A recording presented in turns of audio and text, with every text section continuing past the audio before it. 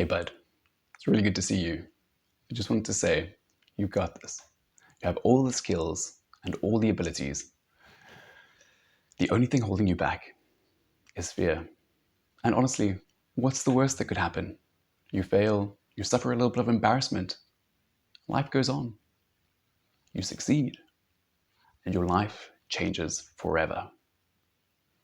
Hi, I'm Ryan, and welcome to day 21 of the 30-day Speaking to Camera Challenge.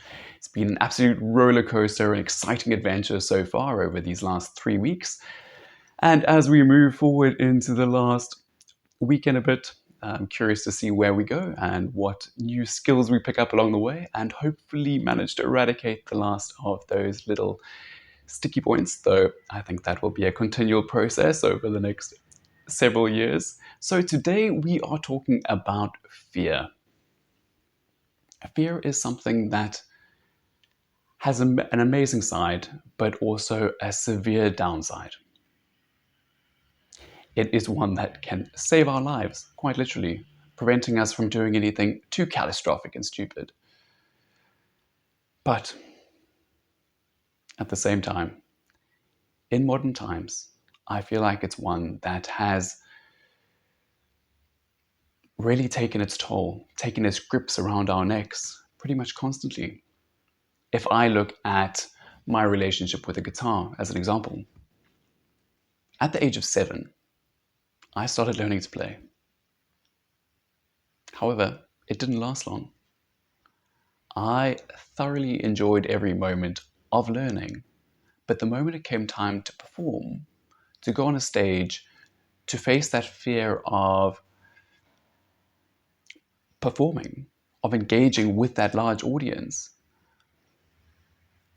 I just couldn't do it. I threw in the towel and said, you know what, this isn't for me, which is unfortunate. My life could have been very different. I mean, I might have given up a year later, said it's not for me, but I would have had that tenacity to say, I can do things that are difficult. And I didn't. It was too hard. I gave up. And for me, I think this was something that stuck with me for a very long time thereafter. And I think that level of fear of being on camera, that fear of performing, that fear of being seen and judged really held me back, really prevented me from saying, you know what, I can do this. Looking later, when I look at my performances and with orals and speeches at school, I had those same fears. It was one where I would be the kid going and doing my speech during break time, just so I could do it in front of just the teacher, because performing in front of 20 other kids was too much. Fear is a strange thing. Fear feels so rational in the moment. It feels as though it's a massive safeguard that's preventing us from being hurt, from pushing too hard and breaking ourselves. But more often than not, failure will not destroy us. Failure will not tear us apart. Failure will not be the end and be the equivalent of death. And I think for so many of us, if you look at the stats regarding public speaking, just as an example, where the fear of public speaking is greater than the fear of death, it is a bit of an oddity in terms of the way we exist around that. And it comes down largely to just that ability to say, you know what, what's the worst that could happen? I have the abilities, or if I don't, I can develop them. Nothing is beyond any of our skills in terms of public speaking specifically. The simplest way to get over any of our fears, I have found, specifically over the last 3 weeks, is through action. That ability to take the bull by the horns and say, you know what, I can do this. I can try. It's the least I could do. What's the worst that could happen? What if I succeed? What if my life does change forever? All of these are possibilities, but it requires that first step. If I look at my relationship now with YouTube, with the camera, for the last 6 years, I've thought, you know what? That's something I would like to try. It's something that I'm absolutely terrified of, but something that I need to overcome. It's something that is holding me back. I can feel it. I can see it. It's one that is very evident. Very evident. Very evident. Yet, for the longest time, I didn't. I made every excuse under the sun. It's not for me. I don't have the skills. What if someone sees me? What if someone I know sees me?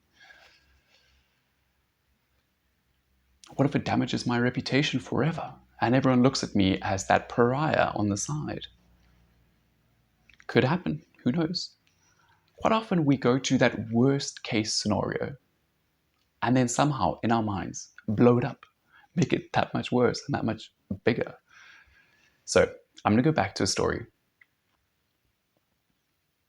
of a father who showed his son a horror film.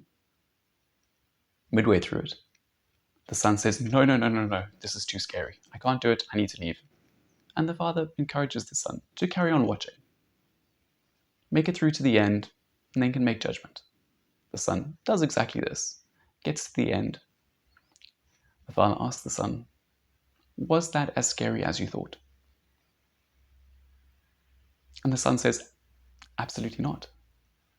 Quite often in our minds, we blow things up. We make them out to be 10 times, 100 times worse than what they could ever be. It's irrational, but we all do it. We tend to love worst case scenarios, but it's not even worse based on rationality.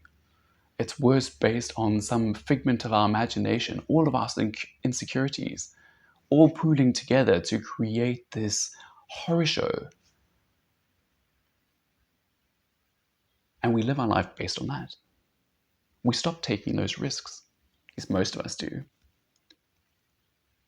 We stop saying, what if? We stop jumping at things, and things that are really important to us, things that could change our lives.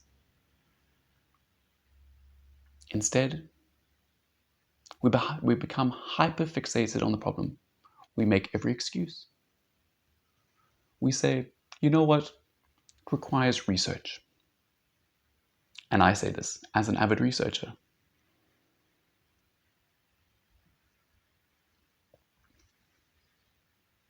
And then we never start. We just carry on and carry on and carry on with the research, exploring every single potential outcome, looking at every skill we can develop, but still never starting. And as we do this, as we prolong this process, so our fear grows. Our inaction becomes prolonged. And the likelihood of us ever starting and really engaging with what we want gradually diminishes until it reaches a point where action is impossible. Anxiety, stress, and worry are things that are so prevalent in modern society. Speaking to just about anyone, you'll see that they're riddled with fear, riddled with anxiety, constantly worried about the opinions and thoughts of others. This might be largely due to our relationship with social media, everything constantly being on display, constantly worried about offending someone else, never able to go and express our opinions clearly, and never willing to try. We get to a point where we're just caged up, and we've caged ourselves up just by that unwillingness to let go, the unwillingness to just be, the unwillingness to just talk and live the way we want to live. So strange looking at it. And how fear really rules our lives.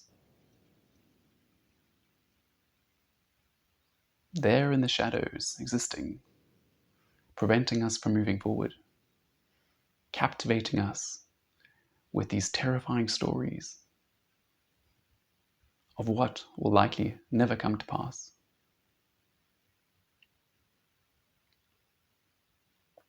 If you made it this far, thank you so much for watching. Really appreciate it. If you did watch the previous video on fear, I would be curious to get your perspective in terms of the difference between that and this.